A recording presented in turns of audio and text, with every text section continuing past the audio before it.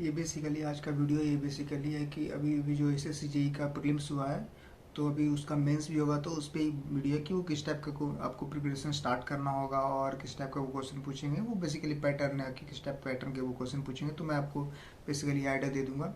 और वैसा है कि जिनका प्री में अच्छा मार्क्स आ रहा है, आप लोगों ने वो कर लिया होगा। जिनका भी अच्छा मार्क्स आ रहा है तो वो लोग मेंस का प्रिपरेशन करना शुरू कर दिया। अभी जो भी आप या फिर आपको लग रहा है कि ये बाउंड्री है, तो तब भी आपको प्रिपरेशन स्टार्ट कर देना चाहिए। तो अगर मैं बात करूँ मेंस का, तो वो लगभग अप्रॉक्सीमेट मेरे को लगता है कि वो मार्च या फिर अप्रैल में वो ले लेंगे मेंस का पेपर। तो ऐसे ज़्यादा चांस तो मार्च का ही है, लेकिन अप्रैल में भी वो ले सकते हैं। तो देखो ऐसा है कि आपको अपना प्रिपरेशन स्टार्ट करना है। आपको स्टार्ट कैसे करना है, आपको ज़्यादा कुछ नहीं करना है। बस आपको जो प्रीलिम्स का प्रीवियस ईयर का जो बेसिकली जो क्वेश्चन जो हुआ है, जो भी आपको वो क्वेश्चन सारा कर जाना है, मतलब 5-6 साल का। तो उससे आपको रफ आइडिया लग जाएगा कि किस टाइप का क्वेश्चन आएगा और किस टाइप का आपको लिखना है। क्योंकि मेन इशू बेस में ये आएगा कि क्योंकि डिस्क्रिप्टिव पेपर रहेगा, तो उसमें मेन सबसे बड़ा इशू क्या है कि आपको आंसर तो पता है, आंसर आप तो निकाल लोगे क्योंकि ऑब्जेक्टिव का आदत लगा हुआ है। आपको प्रॉपर वेल डिफाइन के साथ बढ़िया से मीन्स लिखना है, प्रॉपर डायग्राम वगैरह सब मेंशन करना है उसमें। तो इसमें एक चैलेंज आ जाता है। तो इसका एक ही उपाय है कि प्रैक्टिस आप करोगे तो आपका हो जाएगा। और मैकेनिकल का क्वेश्चन की बात करूँ तो देखो क्वेश्चन वो ज़्यादा ऐसा टफ होता नहीं है। मेन देखो 300 मार्क्स का पूरा पेपर रहेगा आपका, और उसमें आपको 2 घंटा मिलेगा। और एक और है कि वो ऐसे पूछते हैं ना कि टोटल 6 सेक्शन, 6 मेन क्वेश्चन होता है, उसमें सब सेक्शन बहुत सारे के 4 सब सेक्शन बना होता है। और इच 15 मार्क्स का, या फिर जनरली 50 मार्क्स का, शायद हाँ 50 मार्क्स का होता है बेसिकली।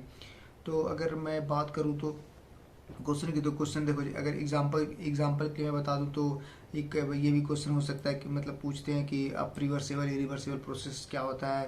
तो ये देखो ये इसका आंसर सबको पता है, ऐसा नहीं कि सबको पता होगा, कि किसी को नहीं पता है, सबको पता है। लेकिन इसको आपको प्रॉपर लिखना तरीके से, और इसमें आपको डायग्राम मेंशन करना है। पीवीटीएस जो भी डायग्राम आप बनाते हो वो आपको प्रॉपर मेंशन करना है। अब इंटेंसिव एक्सटेंसिव प्रॉपर्टी सबको मालूम होगा, लेकिन वहाँ पे आपको, क्योंकि अब देखो वो 15 मार्क्स का में बोल रहे हैं, तो आपको उस हिसाब से मेंशन करना होगा कि क्या एक्सटेंसिव और इंटेंसिव होता है। और थ्योरी आपको बेसिकली थर्मोडायनेमिक्स तो बढ़िया करके जाना ही जाना है। और जो भी थ्योरेटिकल पार्ट है, या फिर जो भी आप बेसिकली सिलेबस आपको वो थ्योरी बढ़िया से देख के जाना है कि कैसे कैसे उसको वहाँ पे लिखना है। और न्यूमेरिकल की बात करूँ तो न्यूमेरिकल देखो क्या है, अगर आप लोगों ने गेट का प्रिपरेशन किया होगा तो आपका न्यूमेरिकल आपको बिल्कुल टफ नहीं लगने वाला है। क्योंकि उसका जो आंसर जैसे आप लाते हो गेट में, तो इसका भी आंसर बस उस टाइप उस लेवल का ही क्वेश्चन रहेगा, लेकिन उस लेवल का भी नहीं रहेगा, लेकिन ये भी कुछ कुछ रहता भी है।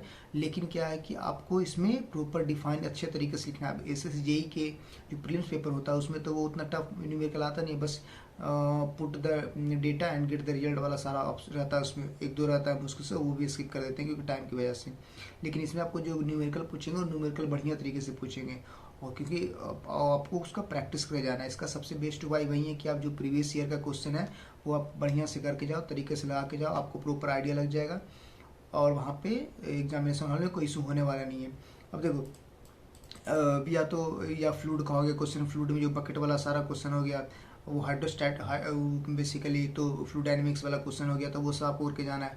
डेरिवेशन लगा के जाना है। डेरिवेशन सारा डीजल और आईसी का जो भी है बेसिकली वो सब आपको डेरिवेशन करना है। मतलब आप तरीके से करके जाओगे तो आपका ज़्यादा मुश्किल नहीं है। और ज़्यादा जल्दी के चक्कर में ऐसा बनाओ कि आप कि पॉइंट आप भूल जाओ या फिर ये करो। लेकिन आपको प्रैक्टिस तरीके से करना है। जितना आप प्रीवियस ईयर क्वेश्चन लगाओगे उतना बेनिफिट आपके लिए रहेगा। अब न्यूमेरिकल ज़्यादा टफ नहीं रहता। बस एक ही उपाय है कि आप प्रीवियस ईयर क्वेश्चन ला के जाओ। मैं फिर से दोहरा रहा हूँ कि प्रीवियस ईयर क्वेश्चन ला के जाओ, आपका काम हो जाएगा। थ्योरी में आपको प्रॉपर तरीके से सारा डायग्राम आपको वहाँ पे लिखना है, डायग्राम का प्रैक्टिस करना है, कौन कहाँ पे क्या डेटा होता है ये सब आपको लिखना है। आयरन कार्बन डायग्राम जो मैन्युफैक्चरिंग में होता है वो सब आपको ध्यान में रखना है। वो सब का सारा प्रॉपर्टी मेंशन करना है कि कहाँ कहाँ उसका प्रॉपर्टी होता है। अगर ये सब आप करके जाओगे तो और ज़्यादा टफ क्वेश्चन पूछेंगे, डिफरेंस पूछ देंगे कि आयरन कार्बन डायग्राम का हो गया, फिर किसी का भी मेटल में बहुत सारा होता है उसका, एलॉय स्टील हो गया, फिर एसएस का हो गया, वो सब का डिफरेंस वो पूछेंगे। तो आपको ये सब प्रिपेयर्ड होके जाना है बढ़िया तरीके से, क्योंकि वो 15 नंबर क्वेश्चन है। अगर 15 नंबर क्वेश्चन आप 2 लाइन लिखोगे, 2 लाइन होता है, बहुत सारा डिफरेंस है, लेकिन जनरली हम याद रखते नहीं उतना, क्योंकि हमें ऑब्जेक्टिव में काम नहीं आता है। लेकिन ये है सब्जेक्टिव पेपर, तो इसमें आपको प्रॉपर ध्यान में रखना होगा, प्रॉपर तरीके से आप प्रैक्टिस करो, डायग्राम बढ़िया से बनाओ, पूरा प्रॉपर डिफाइन करो। अगर वो पूछ, तो ये सब आप करके जाओगे तो आपका ज़्यादा नहीं है, काम हो जाना चाहिए और हो ही जाएगा, ऐसा कुछ है नहीं। आपके पास ऑप्शन रहता है, एक दो आप क्वेश्चन भी स्किप कर सकते हो, अगर कोई ज़्यादा टफ लग रहा है तो वो सब कर सकते हो।